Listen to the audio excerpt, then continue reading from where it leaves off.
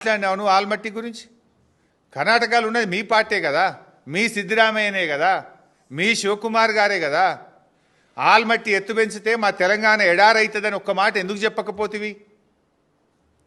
పోనీ ఆ కార్గేతోనన్నా ఒక ముఖ్యమంత్రికో ఉప ముఖ్యమంత్రికో ఎందుకు ఫోన్ చేయించకపోతివి? ఆ శివకుమార్ అయితే రేవంత్ రెడ్డికి జాన్ జిగిరే కదా. ఇద్దరికి అవేంది ఏమో సంబంధాలు ఉంటాయి వీళ్ళకు. ఇద్దరు ఇచ్చిపుచ్చుకోవట్లలో లెక్కలు చూసుకుంటూ బాగానే సంబంధాలు ఉన్నాయి ఇద్దరికి.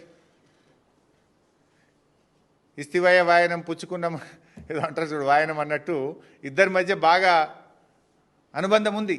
అయ్యా మరి మా తెలంగాణకు ఆగమవుతుంది, కొద్దిగా ఆల్బట్టి ఎత్తు పెంచొద్దు అనే ప్రయత్నం కూడా చేస్తలేవు కదా నువ్వు. కనీసం అయిన దానికి కాని దానికి ఢిల్లీ ఉరుకుతాడు. 54 సార్లు 55 సార్లు పోయినట్టు ఇప్పటికీ. ఢిల్లీ, కేరళ, కర్ణాటక ఇదే పని నీకు.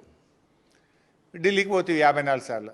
మరి ఎప్పుడైనా ఒక్కసారి రాహుల్ గాంధీ దగ్గర కూర్చొని జర కర్ణాటక ముఖ్యమంత్రికి ఫోన్ చేయి, మా రాష్ట్రం ఆగమైపోతుంది, నా నల్లమల నేను పుట్టిన మహబూబ్ నగర్ జిల్లా ఆగమవుతుంది, ఇది ఆల్మట్టి ఎత్తు పెంచొద్దని రాహుల్ గాంధీ గారితో ఒక డీకే శివకుమార్కో సిద్ధిరామయ్య గారికో ఎందుకో ఫోన్ చేయించపోతివి.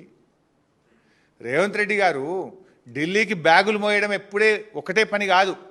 బ్యాగులు మోస్తావో ఏం చేస్తావో చెయ్యి, కానీ అప్పుడప్పుడన్నా ప్రజల బాగోగులు పట్టించుకో. బ్యాగులు మోయడం ఒక్కటే ముఖ్యం కాదు. తెలంగాణ ముఖ్యమంత్రిగా తెలంగాణ ప్రజల బాగోగులు పట్టించుకోవడం కూడా నీ బాధ్యత. ఆ బాధ్యత ఎందుకు మర్చిపోతున్నావు?